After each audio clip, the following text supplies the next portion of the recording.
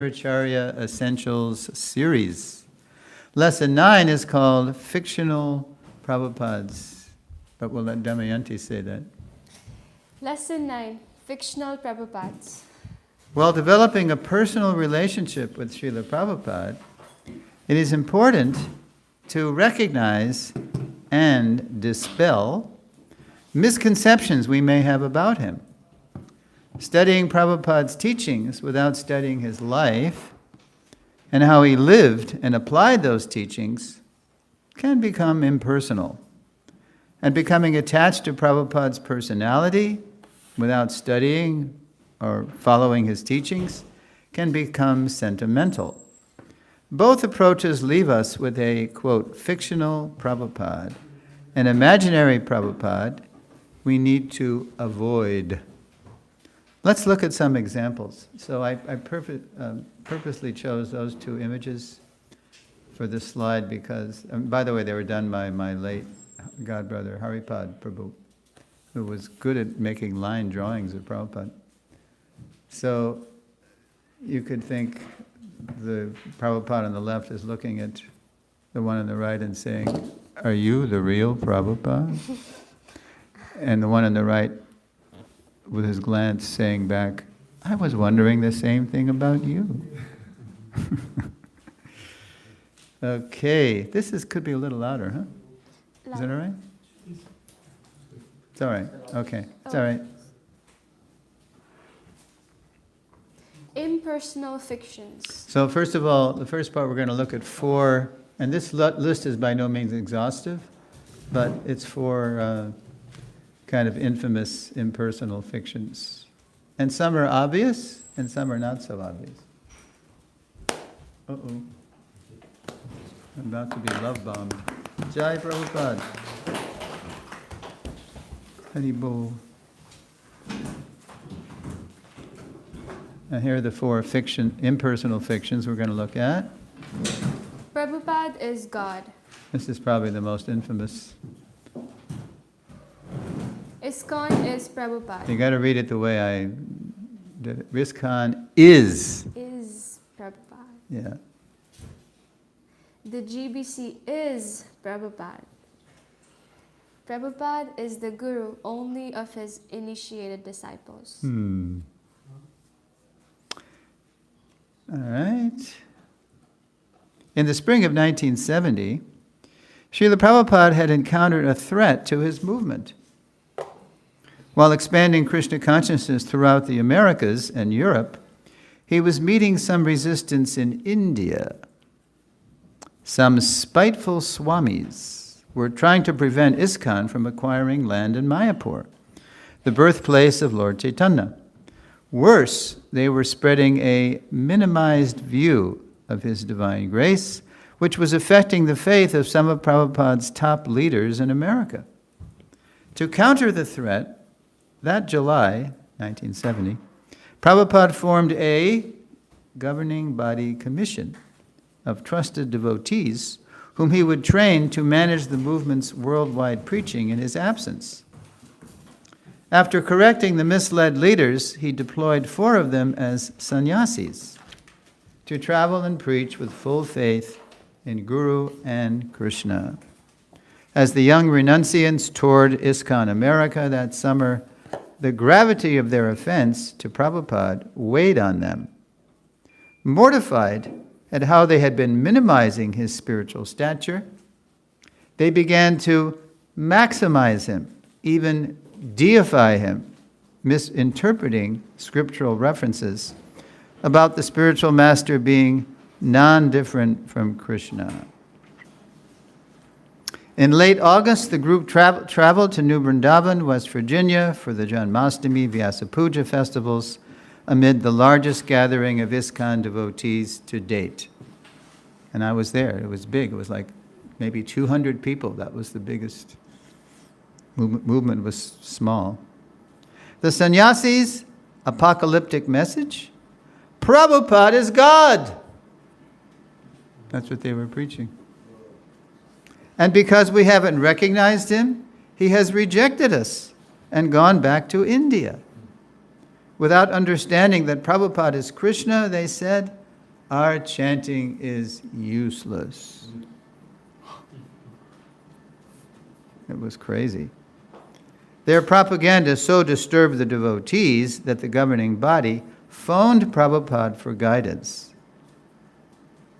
Prabhupada thundered his reply. Fiction, Prabhupada is God. Here's Prabhupada's reply. Fact, they have committed the greatest offense. There is only one thing worse than underestimating the Guru, overestimating the Guru. They have said, I am God. Therefore, if I am God, they can also become God. This is impersonalism. And then Prabhupada said, expel them. So they were herded into a van. Bhagavan Das Adhikari herded them into his Detroit temple van, drove them to the Detroit temple, quarantined them, he put them in the attic at the Detroit temple. And then if we have time, I can tell you what happened after that. Banishing the offenders from his society, Prabhupada said they could return if they traveled separately, and each opened a center, inspired people to take up devotional service, and preach the truth. The spiritual master is not God. God is God. The genuine spiritual master is God's authorized representative. Any so-called spiritual master who says he's God is as good as a dog. End of fiction. Boom. All right? Now that's the obvious one. Now the rest of them, they're not so obvious. In fact, at first glance, they might even look true. But we'll get into it. Okay. Fiction. ISKCON is Prabhupada. Although less obvious than the previous fiction, the giveaway is. To equate ISKCON in all respects with Srila Prabhupada repeats the impersonal flaw of oneness without difference. Prabhupada's flawless statement on the subject, quote, ISKCON is my body. Although that quotation was never recorded, reliable ear witness testimony is abundant, and the following Prabhupada letter excerpt says the same thing. So this is actual document. Okay? Fact. You are all my limbs of my body. Unless you cooperate, my life will be useless. The senses and life are correlative. Without life, the senses cannot act, and without sense, life is inactive. Interestingly, Prabhupada also rejected as material this fiction's reverse. Prabhupada is ISKCON. In a room conversation with London students on July 15th, 1973, Srila Prabhupada gave this example, quote, suppose if I say, I am everything in this, my institution. Does it mean I have lost my personality? No. If somebody says that Bhaktivedanta Swami is everything, does it mean I have lost my personality? That is material understanding, unquote. So again, oneness without difference is a fiction. Okay? Fiction. The GBC is Prabhupada. Is Prabhupada. This fiction betrays an incomplete understanding of the first item Srila Prabhupada declared in his will. So this is the first sentence of Prabhupada's will. Fact. The Governing Body Commission, GBC, will be the ultimate managing authority for the entire International Society for Krishna Consciousness. Yeah, managing authority. A few weeks after Srila Prabhupada signed his will, he called for his personal secretary, Tamal Krishna Maharaj, in the middle of the night. TKG's June 27th, 1977 diary entry tells what happened next. So TKG said, quote, he could not sleep, Prabhupada. He couldn't sleep. Thinking of the will had kept him up. And then Prabhupada says to TKG, Among the GBC, have you selected one after me who will succeed? Prabhupada was asking him a loaded question. I replied that we felt that we should manage together as a group, that none of us was more qualified than the others. Yes, Prabhupada replied, each of you can be acharya of your zone. Prabhupada actually started the zonal acharya system, but not in the way that it was practiced. Acharya, yes, but not the founder acharya. A crucial distinction it would take the GBC years to officially assert.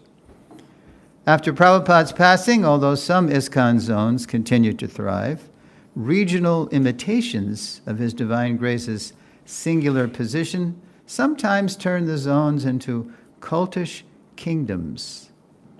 The offenses devastated many, gurus and disciples alike. After the imitation had sufficiently abated, the GBC began to consider more deeply Prabhupada's mandate for the body. So now we're going to find out what the managing authority means. Okay.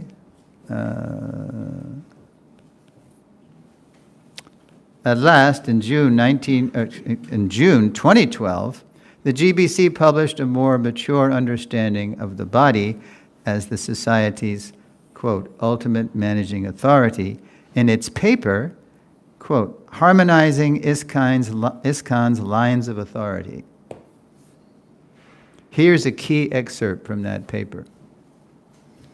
When we use the word authority in the context of the managerial structure, we do not mean an absolute infallible authority, such as the authority of Scripture, but the mandate to organize the preaching movement so that it is aligned with the instructions of Srila Prabhupada. So again, the GBC is Prabhupada as a fiction because it is incomplete, recognizing the oneness but ignoring the difference between ISKCON's perfect founder acharya and its ultimate yet imperfect managing authority, the governing body commission. And now, here we go. Famous photo. Where is Prabhupada there? Were you there? Yes, San Francisco Rath Yatra, 1974. Yeah.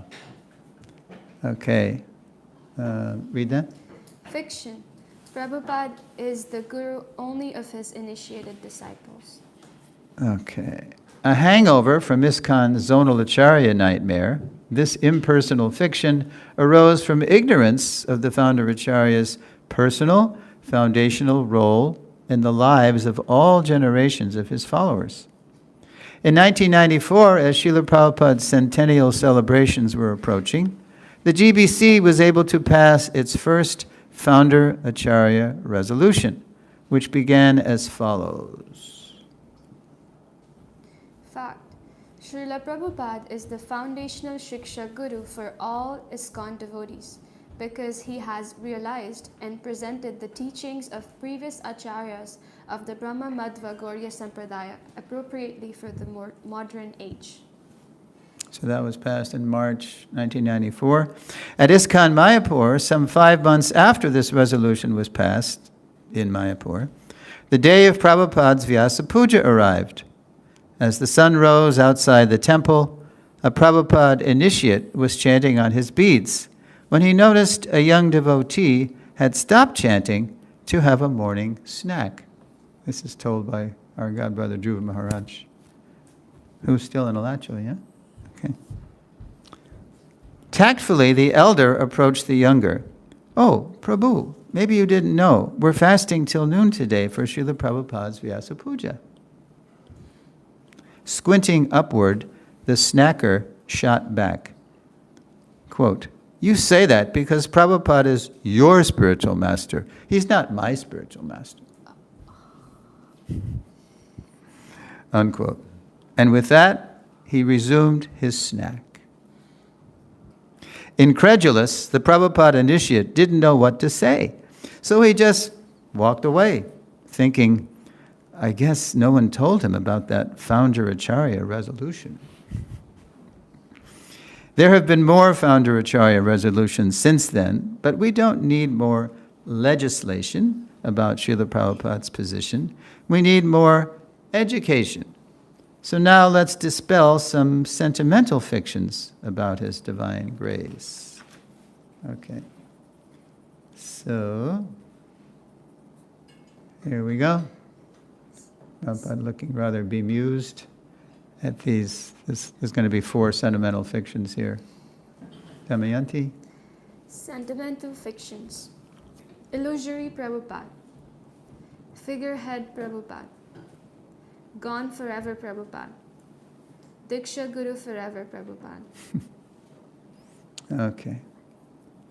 All right. Let's see. Okay. So there's Prabhupada. I happen to know where he is. He's in his quarters at New Mayapur, France, which I was visiting, teaching this time last year, and I recognized the whole setup there. Very nice quarters. This fiction takes its title from ISKCON educator Borijan Prabhu's account of what happened while he and his wife, Jagatarini Dasi, were pioneering Krishna consciousness in Hong Kong. To attract Chinese people to Krishna in the early 1970s, Prabhupada had allowed Borijan and Jagatarini to adjust their appearance and dress. As students started coming to their evening programs, they made more adjustments to their food, music, mood, and decor, which in turn attracted more guests. The Chinese were becoming devotees. As they adapted their outreach, however, Borijan and Jagatarini also began to neglect their spiritual practices. Resting and rising later, they were chanting Hare Krishna without the support and focus the quiet early morning hours provide. They found themselves too busy to study Prabhupada's books, and material desires began to re-enter their hearts. But, flush with success, they imagined they still had Prabhupada's approval. Then an aerogram arrived. In 2 weeks, Prabhupada would be arriving in Hong Kong, his secretary wrote, so get ready. It was Satsu Maharaj who sent the aerogram. By the time Prabhupada arrived, Borijan and Jagatarini had prepared a beautiful rose garland and arranged a fancy hotel room. After picking him up in a Rolls Royce, they expressed to Prabhupada how wonderful it was to see him. Turning to Borijan, Prabhupada was grave. Quote, what is your morning program? What is your morning program? That's the first thing. Prabhupada always knew what was going on. Well, Prabhupada, we don't really have so many guests in the morning right now, so we usually don't have much of a morning program. Prabhupada disapproved. Guests may or may not be coming, but why don't you have a morning program? Whose disciple are you? Shaken awake, Borijan realized he had become a disciple of illusion. Read this. This is an excerpt from Borijan. I had been imagining a Prabhupada that allowed a compromise of purity and Krishna conscious practices. When I was suddenly confronted by the real Prabhupada, the illusory Prabhupada dissolved like mist after sunrise. Prabhupada, as he himself said, was 90% liberal, but that other 10% was strict. Yeah, Prabhupada was very accommodating, understanding. He knew when to be relaxed, and he knew when to be strict. Despite his disciples' preaching success, Prabhupada knew that if they continued to neglect their spiritual practices, they would gradually succumb to the Lord's illusory energy. To avoid becoming illusory disciples of an illusory Prabhupada, we need to continue living in the clear light of his protective instructions. Okay, next one. Figurehead Prabhupada. Reigning for 70 years, Queen Elizabeth II became England's longest-serving monarch. And perhaps the most popular one, too, as the adoring crowds on her Jubilee tours attested. Yet the revered Queen had no real authority over her people, no parliamentary power like the Prime Minister. Elizabeth's influence was essentially sentimental because, like almost all monarchs today, she was a figurehead. By contrast, when Srila Prabhupada toured ISKCON as its founder Acharya, he commanded absolute authority over his disciples. He did this by the transcendental knowledge he revealed, as well as his own endearing example of pure devotional service. Keen to inspire all generations of his followers, Prabhupada took steps to protect his foundational role in ISKCON. One step was the introduction of his daily Guru Puja. That wasn't going on until 74. I remember when Amarendra brought it back from India, the song, and the whole ceremony. In April 1974, after one of his morning walks on Bombay's Juhu Beach, Prabhupada went up to the temple as usual to offer his respects to the deities. At the time, the devotees would offer flowers both to the deities and to Prabhupada. So Prabhupada and the devotees would go up to the altar, and everybody would offer flowers to the deities. But this morning, in plain view of the altar, Prabhupada sat on his dais to receive full worship. So instead of just standing there as the song played out, the Govinda prayers, Prabhupada turned and he walked up to his Vyasasana in full view of the deities, and he taught the devotees a song, Shri Guru Vandana. Prabhupada sat to receive full worship with his disciples singing Shri Guru Vandana, a traditional Bengali song glorifying the Guru. The song praises pure service to the Guru as the way to obtain the full mercy of God. Since Prabhupada was the only Guru in ISKCON when he introduced the song, his first followers didn't realize its full import. Today, as successive generations of Gurus and disciples come together daily to sing to Prabhupada, the significance of his position as our founder Acharya, the Jagat Guru, continues to expand. And read this. The Guru, especially the Jagat Guru, is not like a family priest for performing ritual ceremonies, nor is he a figurehead appointed by the institution, without real presence in the hearts and mind of his followers. Rather, he is the core of his followers' very being. He is my Lord, birth after birth. We say it every morning. Chaku janme janme Prabhu say. But do we know what it means? Do we believe it? Only our failure to follow Prabhupada's teachings will leave us with a sentimental, quote, figurehead Prabhupada, leading to the next frenzied fiction. All right? There you go. Gone forever Prabhupada. Prabhupada's really getting a hoot out of that, huh? Gone forever. But actually, he's walking with some disciples in Germany. But I just used it fit the fiction. On July 16th, 1975, at a packed press conference in Berkeley, California, a reporter challenged Srila Prabhupada, "What will happen to the movement when you die?" "I will never die," Prabhupada retorted. "I shall live in my books, and you will utilize." He was saying to the reporter, not just the devotees, you. If Prabhupada's reply sounded defiant, it was also an invitation. To know Krishna and transcend death, anyone could read and apply the knowledge he was translating and explaining in his books, especially his followers, who rested as Prabhupada wrote through the night.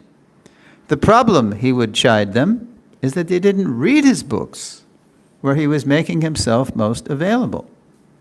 As inspirational as Prabhupada's personal presence was, his writings speak of a deeper intimacy by following his instructions. Indeed, this was his own experience while executing the order of his spiritual master. Although he was only with Srila Bhaktisiddhanta perhaps a half dozen times, Prabhupada always felt him to be right by his side. Okay?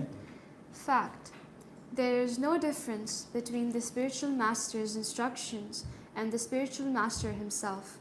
In his absence, therefore, his words of direction should be the pride of the disciple. Although Prabhupada's form and initiations were certainly divine, it is his everlasting instructions that sustain us over time. Quote, he lives forever by his divine instructions, and the follower lives with him. That's how Prabhupada dedicated the Bhagavatam in India. Quote, living still in sound, Prabhupada will now dispel another forever fiction.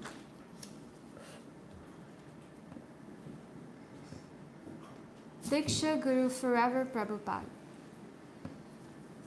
This sentimental fiction arose in the 1980s as a reaction to those zonal acharyas who were imitating the position of the founder acharya.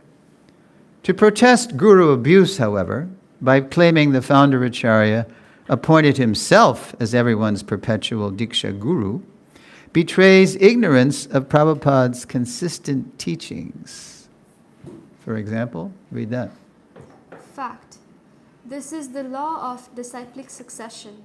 I want to see my disciples become bona fide spiritual masters and spread Krishna consciousness very widely. That will make me and Krishna very happy. Just 6 months later, in a lecture in Honolulu, so that was December 75, so in May 76, Prabhupada declared in a lecture, because people are in darkness, we require many millions of gurus to enlighten them. Therefore, Chaitanya Mahaprabhu's mission is, he said, that every one of you become guru. If you say, but I have no qualification, how can I become guru? There is no need of qualification. Still, I can become guru? Yes. How? Whomever you meet, you simply instruct what Krishna has said. That's all. You become guru. in other words, no need to sentimentally and unauthorizedly, illegally, appoint Srila Prabhupada as everyone's perpetual Diksha Guru, when all his disciplic descendants already have him as their founder acharya, their foundational guru. Blessed are the gurus, shiksha and diksha, who enrich, enhance, and deepen that foundational relationship all generations can have with his divine grace. And I just added one for this. This is the first time I've added this fiction. This is neither impersonal nor sentimental, but it's a new breed of fictional Prabhupada. All right? The Prabhupada is supposed to be a capital I. A-I Prabhupada.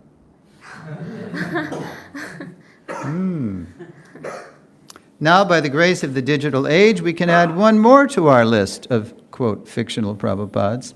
A.I. Prabhupada. Like any powerful tool, let's see. Yeah, read that. Like any powerful tool, AI can help us or hurt us. For example, AI can help us organize a presentation based on Srila Prabhupada's spoken and written words. But if the AI program we use speculates or hallucinates meanings for those words Prabhupada never intended, we may end up with the unconscious bias of its programmers, or worse. AI's deep fake are improving so rapidly that bad actors can make Prabhupada say and do things he never actually said, and only digital experts or expert Prabhupada followers can detect the hoax. So that said, see if you can tell if the following audio slide is really Srila Prabhupada speaking or a fictional Prabhupada. Okay. There's at least one person in this room who knows the answer already, but here we go. So this is Prabhupada at Radha Damodar Temple courtyard speaking on Nectar Devotion lectures, famous lecture series. And there's an audio, so we're going to hear Prabhupada speaking. Or is it Prabhupada? We don't know. Here we go. All right, so that's identifying it. Yeah, October 23rd, and here is Prabhupada, or is it? A spiritual master takes his devout disciples as his spiritual master. That is the position. He thinks that Krishna has sent me so many spiritual masters. He does not think himself as spiritual master. He thinks himself their servant because they are to be trained. Krishna has appointed him to train them. Therefore, he thinks himself as the servant of his disciples. This is the position. All right, why don't we do a poll? Real Prabhupada? Who thinks that's really Srila Prabhupada? See, everybody's waiting to see how everybody votes, right? Okay, I'm going to go with the strength of numbers here. Who thinks it's a fictional Prabhupada? Uh-huh. Okay. All right. Well, it is actually from the Bhaktivinoda Tape Ministry. You can hear it. You can go on the database, you can hear this too. It is Prabhupada, but I had to, it just was, because what Prabhupada's saying there is, it sounds so radical at first hearing, right? He doesn't think he's a spiritual master, right? But it's actually one of the best excerpts we have from Prabhupada on the attitude of a real guru, even someone on Prabhupada's level, right? To sum up, full immersion in our founder Acharya's life, teachings, mood, and mission is the best prevention and cure for all kinds of fictional Prabhupads.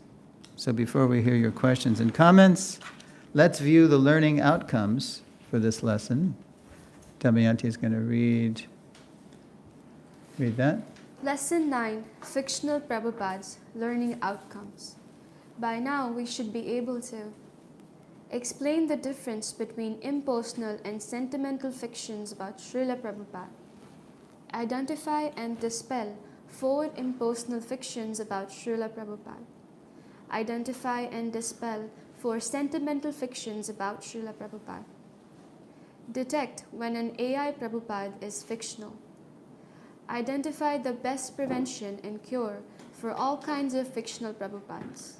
And again, you'll all be getting notes because I know even after we hear, we forget. So you'll get the notes on this, which I've already made. I've done all the notes for everything except lesson 10, but that's coming up Wednesday, so we got time.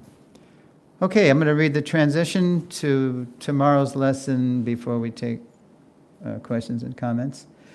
Transition, unencumbered by impersonal and sentimental misconceptions about Srila Prabhupada. In Lesson 10, we'll look at how to cultivate our own personal... Oh, wait a minute. I just added something. I tweaked it last night. Unencumbered by impersonal and sentimental misconceptions about Srila Prabhupada, as well as digital manipulation of his words and images. In Lesson 10, we'll look at how to cultivate our own personal foundational relationship with His divine grace as His eternal loving servants. So we'll give first crack at our esteemed godbrother Kalakanta Prabhu. Do you have any questions, comments? I do. All right. The Prabhupada is ISKCON. ISKCON is Prabhupada. Impersonal fallacy. So our friend Peter Burwash once... Canadian? Canadian, yes. Yes.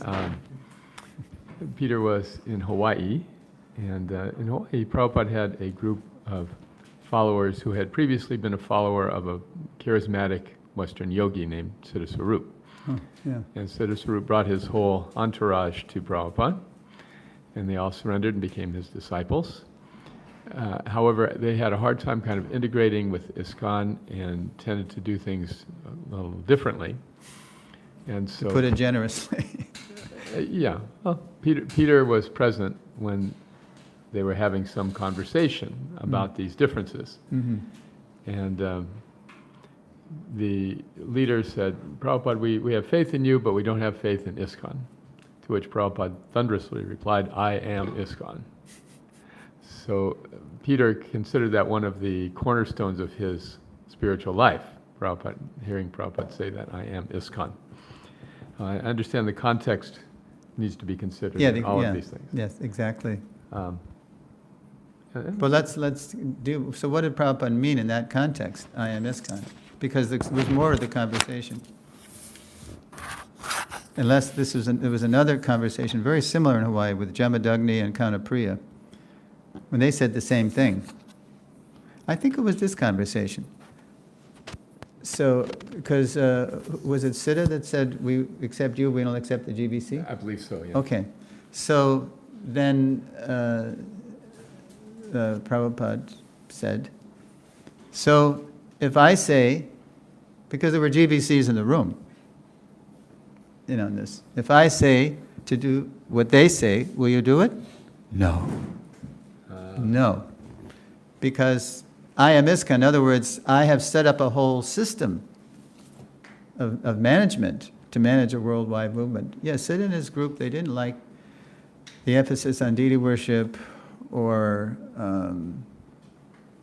book distribution, the way we were doing book distribution, and there were legitimate reasons for that, hitting people up and, fleecing them for their money and all that. And Borijan also got affected by that. So if I say to do what they say, will you do it? No. Because Prabhupada, and Prabhupada told Borijan at a separate meeting, so yes, okay, so we, point accepted, that we can be distributing books better. But don't stop the book distribution in the name of being moral or something, or holier than thou or whatever. Don't be sanctimonious about it. So, context is really important. Yeah, so he can say, because he said just the opposite in the quotes I gave. Mm-hmm. All right, good. Any more? Nothing? Okay, nothing for now, but I'm sure you'll have more comments. All right, Amala Prabhu. Prabhu, you shared the story of Burijan Prabhu that when they were not attending the program. I'm just curious. No, they were the program. There was nobody. It was just he and his wife. And Yes. the students were coming in the evening after class. Right. Yes, so I was reading it an year ago or so in the Servant's Diary by Satrup Das Goswami Maharaj. But it was just kind of hard to understand. He said, whose disciple are you? Mm-hmm. And I know that there was something happening at that time around. Somebody was just telling disciples, discouraging more programs and something. So do you want to put a little focus on this? You mean, I think they were being influenced by Hanuman, this devotee Hanuman from Canada, who was part of Siddha's camp. And that's where they got the idea that the devotees were really acting criminally in the name of book distribution. So they were getting affected by that. But mainly they were just, you see, what happened was initially Borijan said, he wrote to Prabhupada and he said, can I keep a little hair for the students? Because it's a little stark, to here in Hong Kong, in that context, for the students to see this, bare skull. And so Prabhupada said, yes, it's okay, just keep clean, look like a gentleman. That was Prabhupada's bottom line. And so, and then students started to come and ask questions. So from that, they kind of ran with the concessions thing. So they began to go to bed later, get up later. After they were working too, they had a business to support themselves. And they were selling tapestry or something. And so they didn't even, they chanted their rounds afterward. They went to the beach and they were kind of mumbling their rounds, after work, tired. They were getting spiritually weak. But the students were coming, so they thought, okay, the fruit is coming, so we're okay. Prabhupada is definitely pleased with us. But, when you're hurting your spiritual life, how long can you run on empty, right? How long can the tank run on empty? So Prabhupada knew, yeah. So when he came, he just shut their whole illusion down, like mist after sunrise. The real Prabhupada emerged. What would be your question again? Every time I do this. Yeah, basically to put focus on what was happening at that time. And why did he particularly mention whose disciple are you? I mean, is there somebody else who was initiating at that time? No. He was just saying, look, I'm your spiritual master. So you're becoming a disciple of Maya, of illusion. That's who you're becoming a disciple of. You're imagining that you're following, but you're not. This is the first thing. The morning program, the foundation of our whole day is right there. And as we mentioned in a previous lesson, when we chant Hare Krishna, we worship the deity, we associate with devotees, study Srimad Bhagavatam. Prabhupada packed into that. Remember in lesson 7, finding our mission in his mission, he packed into the morning, what he called the morning program, the 5 essential ingredients of bhakti. And it can be tailored, as you do at Krishna House, depending on the needs of the students. But, yeah. Okay, so, good. I just wanted to add to that. There's a joke about a lawyer. A man was going to a lawyer and testing him out. So somebody who can really represent me. He said, so how much is 2 plus 2? And the lawyer said, how much do you want it to be?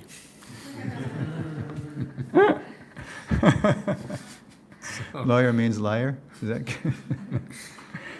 So this illusory Prabhupada can be a creation of who we want Prabhupada to be. Yes, exactly.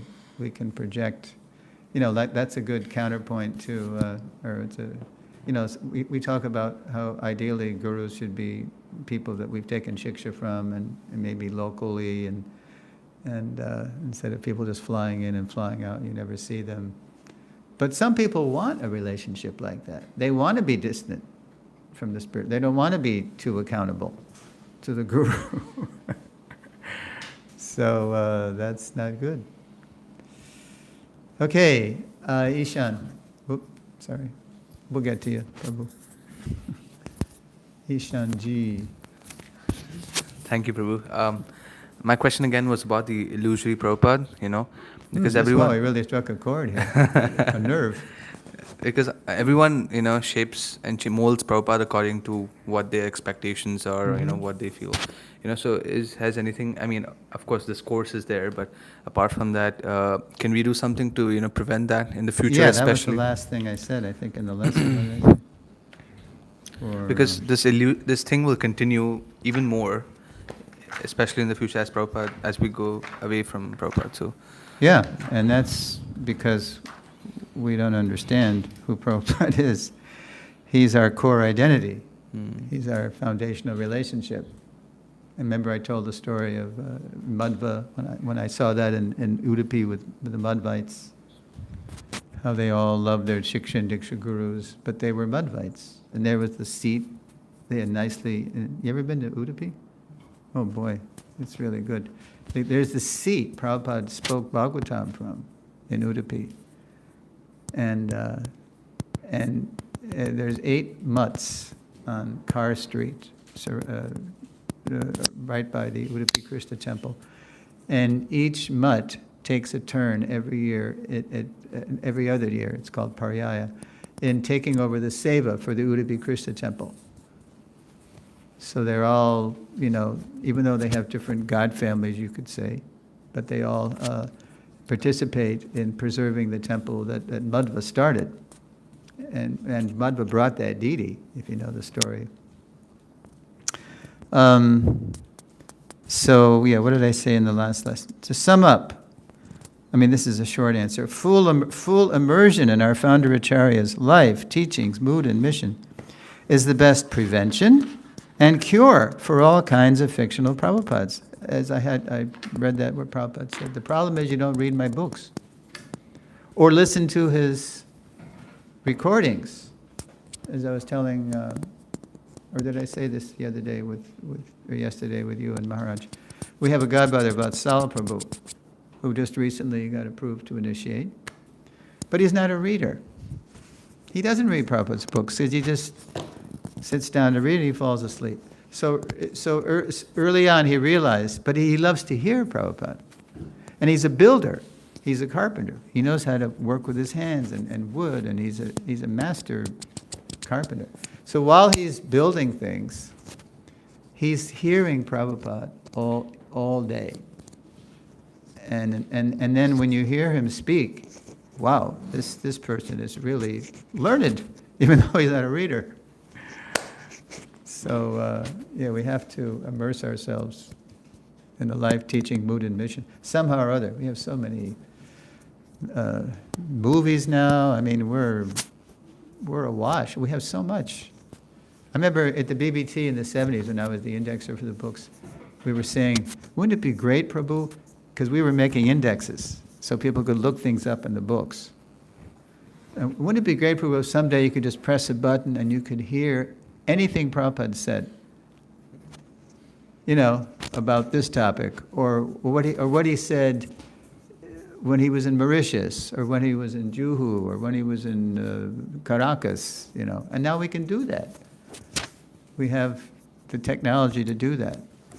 But because we have so much, the old saying, familiarity breeds contempt, maybe we take it too casually, too lightly. But we have so much opportunity to be fully immersed. And that's what real Shiksha and Diksha gurus do. They insist that you do that.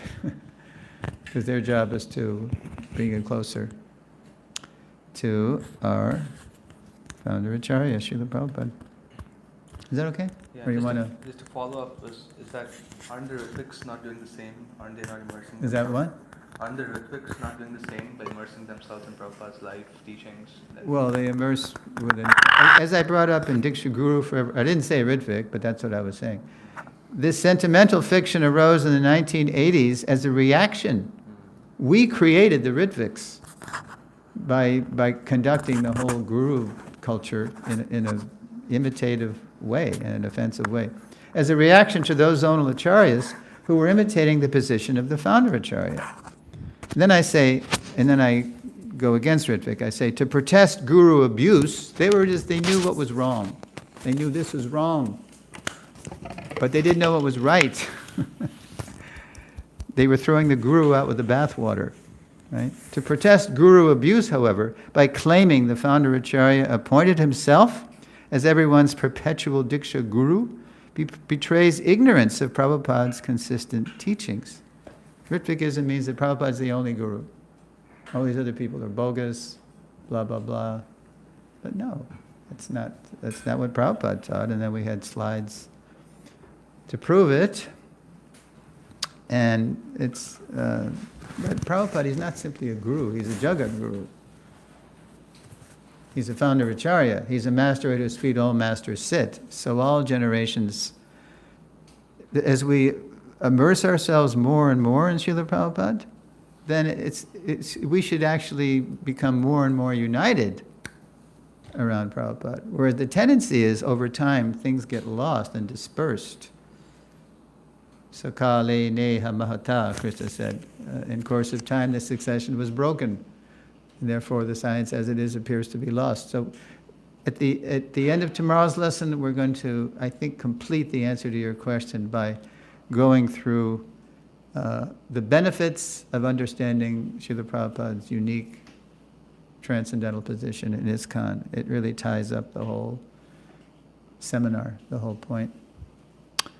Okay, Prabhu. So stay tuned. Thank you for the wonderful presentation, Prabhu. I had a question for you. So, as young candidates in this movement, one of our aim is to also deepen our bond with Srila Prabhupada, deepen our understanding of Prabhupada's mood.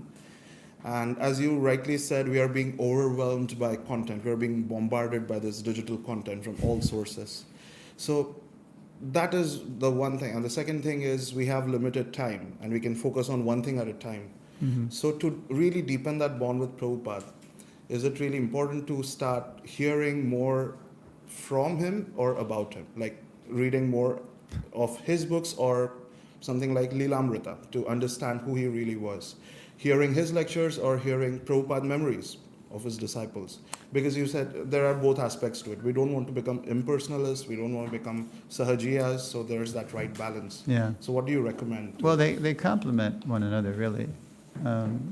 You know, the movies, the following Srila Prabhupada DVD series that Yadava Prabhu did, the 100+ now memories that Siddhanta Prabhu has compiled, interviewed.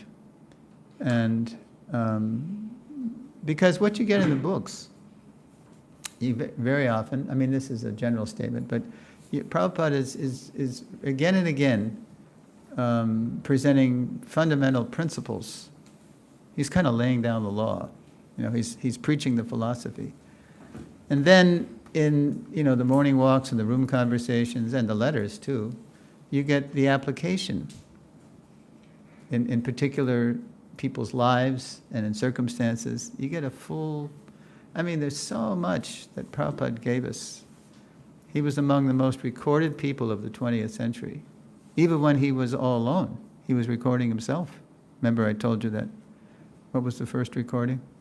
February 19th, 1966. Prabhupada's all alone in this room that Dr. Mishra had loaned him on the Upper West Side. And what was the first thing you heard? Prabhupada, he was recording himself. Om Agana. He's starting Mangalacharana and he's dictating the introduction to the Gita. What became the introduction to the Gita?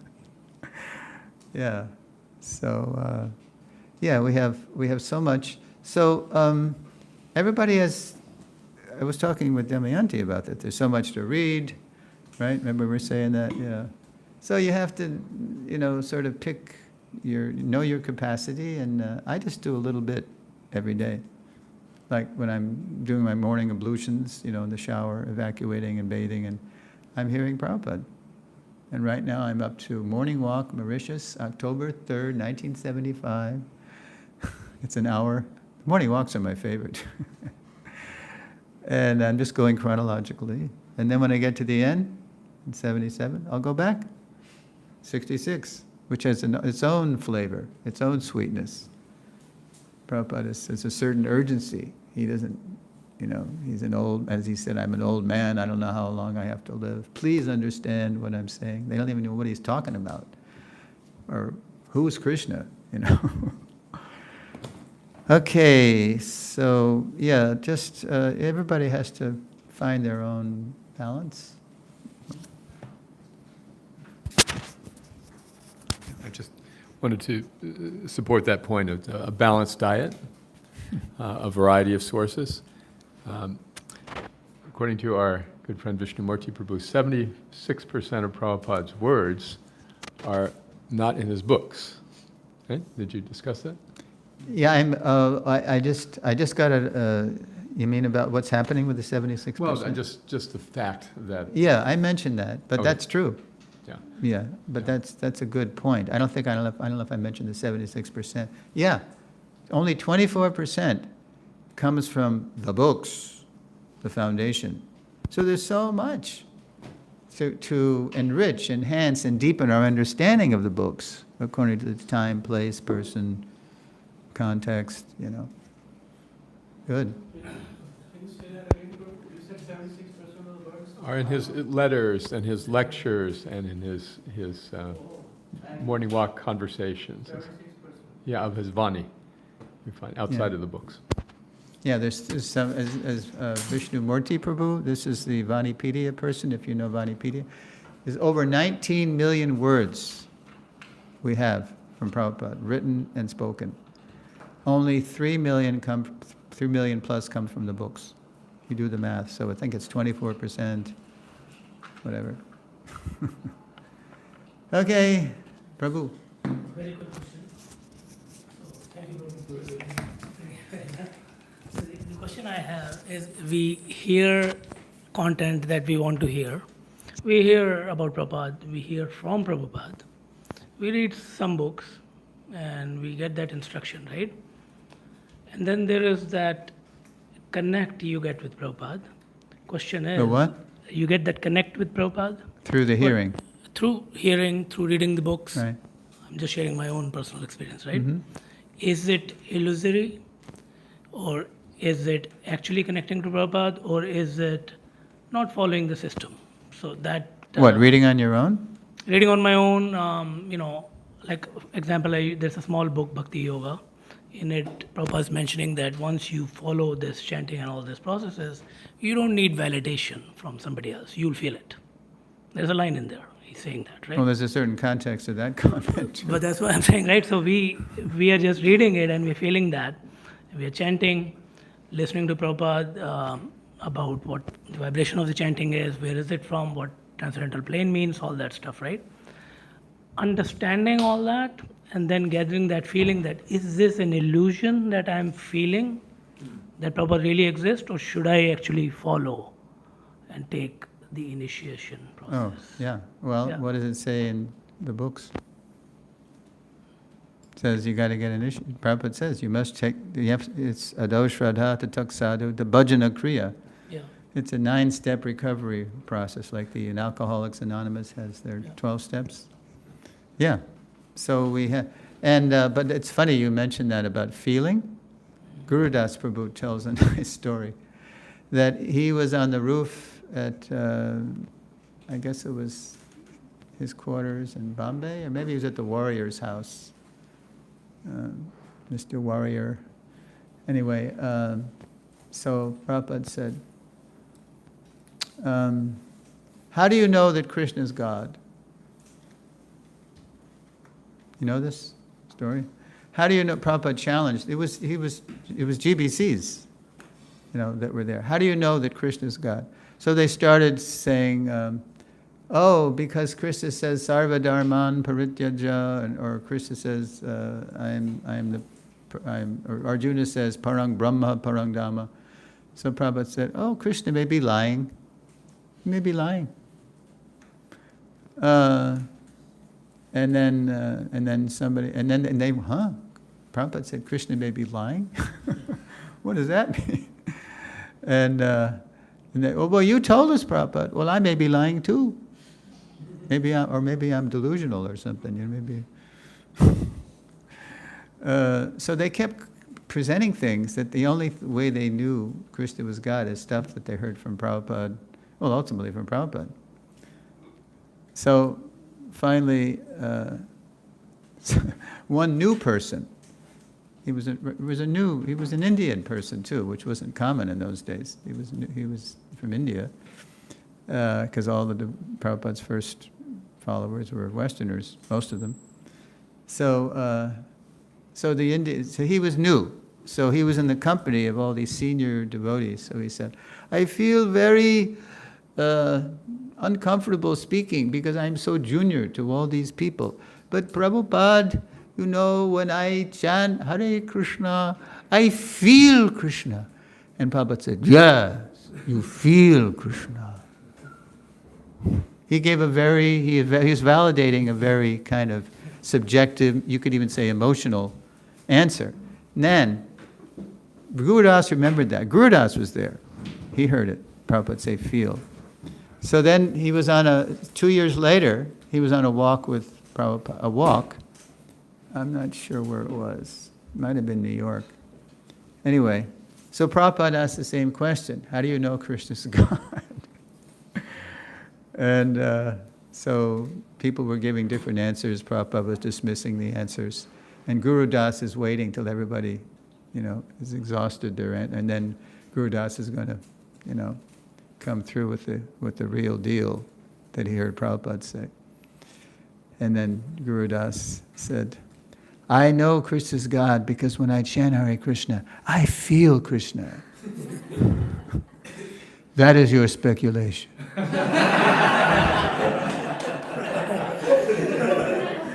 Because he wanted, in the first case, he wanted to encourage this young man. And here's an older devotee, and he wanted to cut him down, his pride. You see, Prabhupada always knew where people were at. So everything is context. Yes. But what we're doing, everything we're doing, is Prabhupada didn't make it up. It's coming from Rupa Goswami, it's coming from Shastra. We're sadhakas, and we're practicing, as Prabhupada says in Nectar Devotion, we're practicing to become what we already are. We're lovers of Krishna, Nitya Siddha Krishna Prem. It's there deep down. It just has to be invoked by certain practices. Just as Prabhupada said, a little child, he can walk even though he falls down, because it's an innate capacity to walk is in him. So, Can you finish that story? After Guru Das said, when he said, did Prabhupada give the answer? What happened next? He left us in suspense. Oh no, but that was not when he left. This is when he was in, basking in Prabhupada's vapu, so there was no need to leave. Oh, but yeah, I did tell them about how Guru Das had trouble. No, I mean, I'm saying you left us in suspense with that story. Oh, Prabhupada cut down Guru Das's answer. yeah. What was the answer that he gave? Well, let's see. I don't know if that's how Guru Das tells it. Yeah, Guru Das just told the story to show how you couldn't, best Prabhupada. He always knew where you were coming from. Yeah, I think that was the way it went. Another example is Bhagavat, our late godbrother Bhagavat. He was with Prabhupada.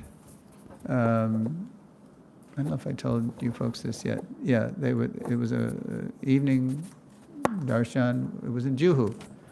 And so Prabhupada's talking with some Indian people in Juhu. And and they're all praising, it was all about Gandhi. And Prabhupada's praising Gandhi as a saintly person. And they're all loving it because they all revere Gandhi, right? And then the next day there was a morning walk on Juhu Beach. And it was a different group of Indians. And they were praising Gandhi. And Bhagavat was on the walk. He was also on the walk. And he just heard Prabhupada praise Gandhi, right? The night before. So in this walk, Prabhupada is blasting Gandhi. He didn't know anything about Bhagavad Gita. He was talking about Bhagavad Gita. And they loved Gandhi, the Indians, this group of Indians, and they were shouting at Prabhupada. And Prabhupada was shouting back at him. And so in the heat of the shouting match, Bhagavat said, Prabhupada caught my eye, because he knew I was there last night when he was praising Gandhi. And Bhagavat said, the glance communicated, you believe me then? Believe me now. Because Prabhupada had a very complicated relationship with Gandhi. Gandhi was his boyhood hero, right? But then his Guru Maharaj showed him something higher. Krishna consciousness, the preaching Krishna consciousness was higher than trying to get the British out of India. So he loved Gandhi, the simple liver. Vishaka Devi, my dear god sister, said that once on Juhu, Prabhupada took them off the beaten path in the morning walk. They didn't know where they were going. And Prabhupada took him to this statue. It was a statue of Gandhi. And he had all the devotees circumambulate the statue following him to honor Gandhi. But he had no use for Gandhi as a Gita commentator, because Gandhi said he didn't even know if such a person as Krishna really existed. He was just using the Gita for his own ahimsa, non-violence. Where is non-violence in the Gita, Prabhupada?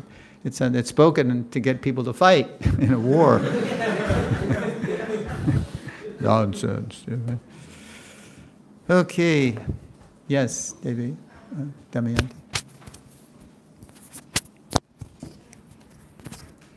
You also left us for a suspense when you were sharing the Detroit story with Brahmananda Prabhu and everybody. Okay, that's a good one. I heard that somebody took pity on them and they bought them groceries And No, I no, just- no, that's how the telephone game goes. It's not like that. But Oh, really? Okay. yeah, but you get the point. Okay, so the reason we know the full story about the psychology in the four leaders that were getting affected, it was Brahmananda, Vishnujan, Gargamuni, and Subal. So it was mainly Brahmananda, and we didn't know the full story of how this happened until Yadabar did his DVD series following Srila Prabhupada, and it was DVD number 2. And I'm the first one to come on, because I was a brand new bhakta. It was a 5-week-old bhakta. I didn't know up from down, And Satsarup Das Adhikari at the time took some of us newbies from Boston to New Vrindavan to enjoy a nice Janmashtami Vyasa Puja. So what's the first thing I see when I jump out of the Ford Econoline red van? I see Brahmananda Swami, big guy, looked like Shuddhananda used to call him an Hebraic Paul Bunyan. Brahmananda had a temple president by the collar, and he was throwing him against the white farm fence. Prabhupada is God. Prabhupada is Krishna. And because we haven't recognized this, he's left us. He's gone back to India. Do you understand? Prabhupada is God. Anyway, Prabhupada smashed the whole thing, and he said, expel them. Bhagavan drove them to Detroit, put them in the attic. The next day, and this is what Bhagavan and Brahmananda tell us.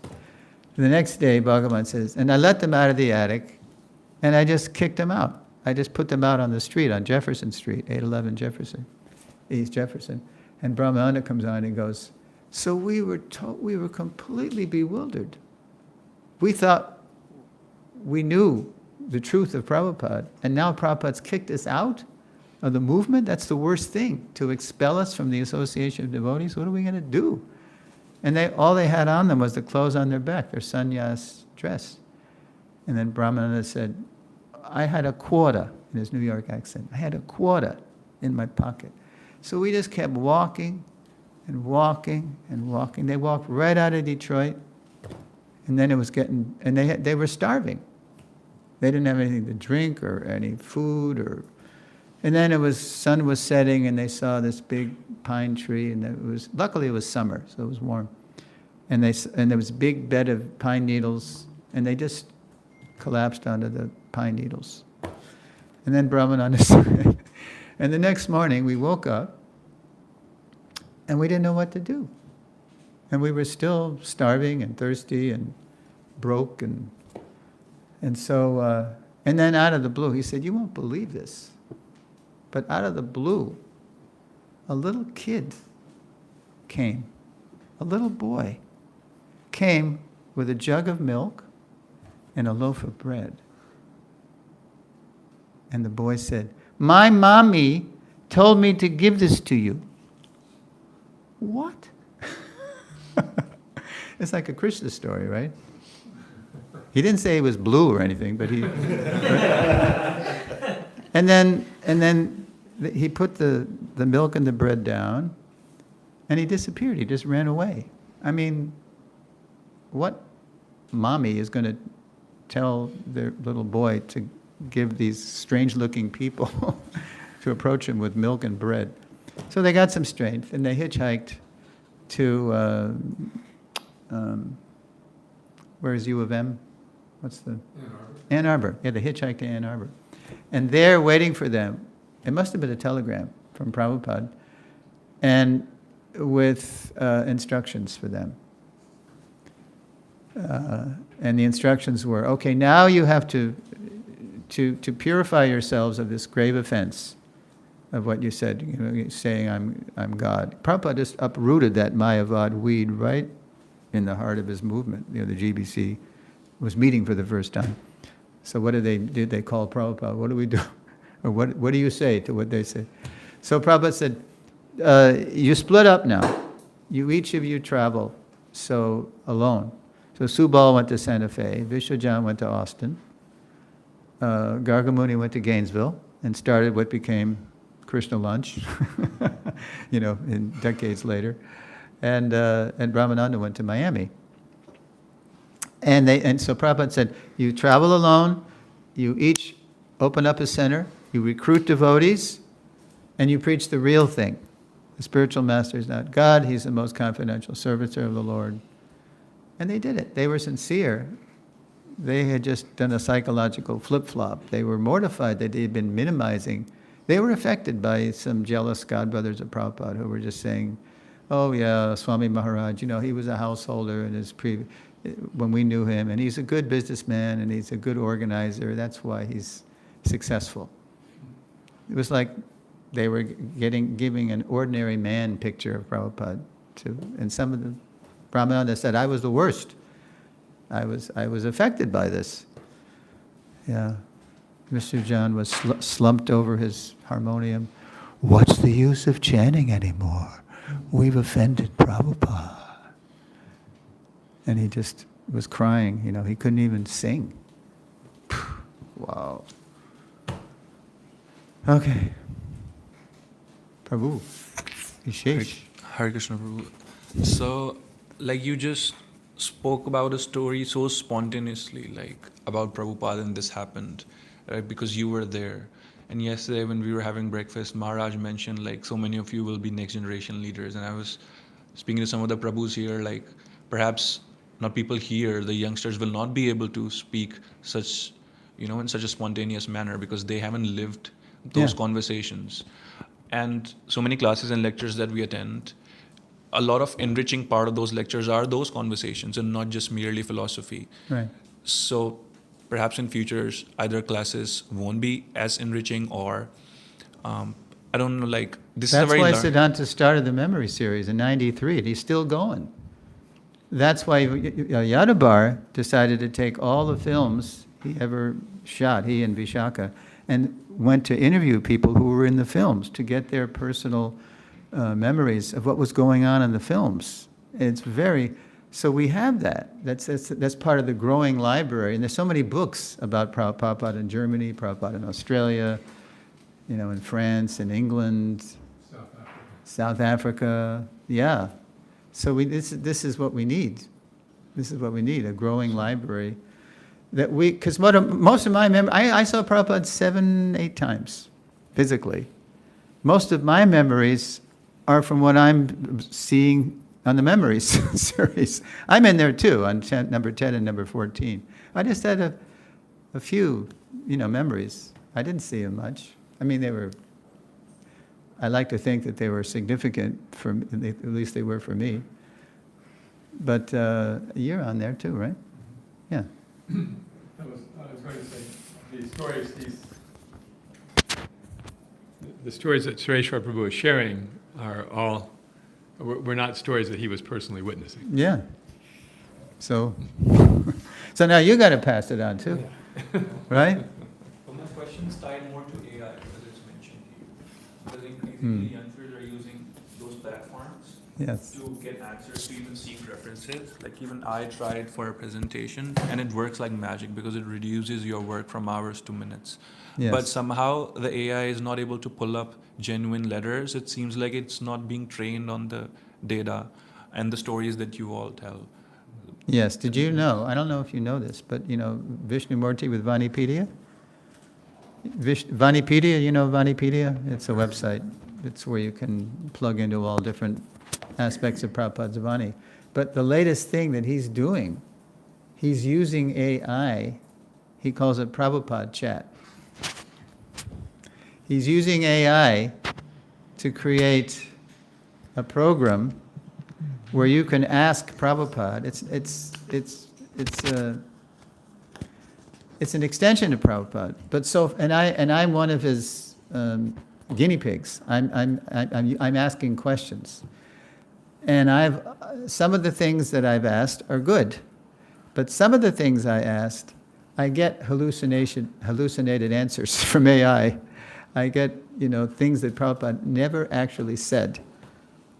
So, and I'm reporting this to Vishnu Murthy. He said, yes, we have problems, and it's still there in what's the guy who started chatbot or Sam Altman.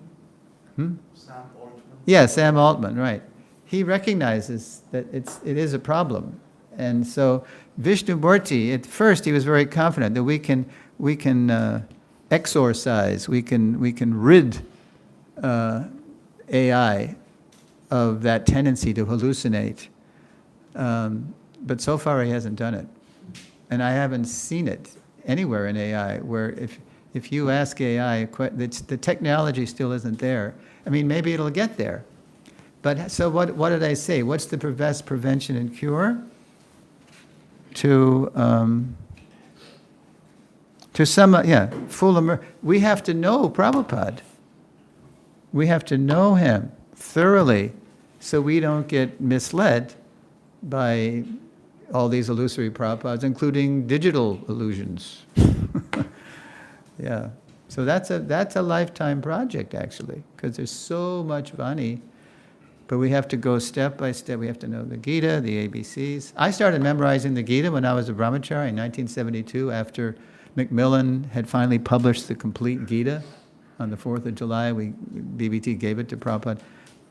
The day after Prabhupada's Vyasa Puja, I sat down with the Gita and I started memorizing the Gita. It took me 6 years.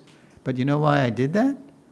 It's because I realized that early on, I realized nobody really knows the philosophy like Prabhupada.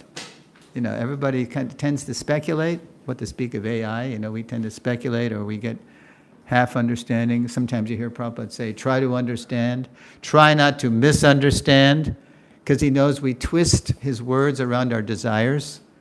And he says one thing and we hear another.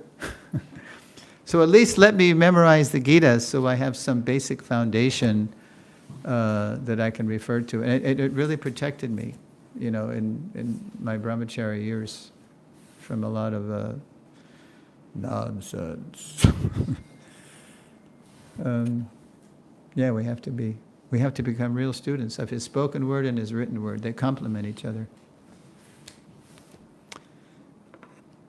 Okay, how are we doing? Everybody's getting hungry. No more hands. Whoop. Can I ask? Yeah, one more. I heard from one of Prabhupada's disciples that Prabhupada never really instructed us to chant the Panchatattva mantra before each round. So is that that's true. Or That's true. okay. But you might get an impression by reading some things in CC. Because he said, but he was talking about kirtan. Therefore, we have, what is it? I forget the purport, but it was like, we go through the Panchatattva to get to Krishna. And therefore, we happily chant, and he chants the Panchatattva Mahamantra. And then he chants Hare Krishna, right in the purport. But it's not that Prabhupada, when he initiated us, said, okay, first, before your rounds and between every round, you must, he didn't say that. So it's not like, you know, regulative principle. But it's especially, that's the way we do kirtan, right? That's why we did Mangalarti this morning, remember? Or anyway, yeah. We do Samsara Dava, then we go to Sri Krishna Chaitanya, then we do Hare Krishna. And the morning tune is the best. Stick with the morning tune. That's one of my pet peeves. I mean, there are variations on the morning tune, like Hare Krishna, Krishna Krishna, Hare. Da da da da da da da da da. You know, I never heard Prabhupada speed up like that, but anyway, that's a variation.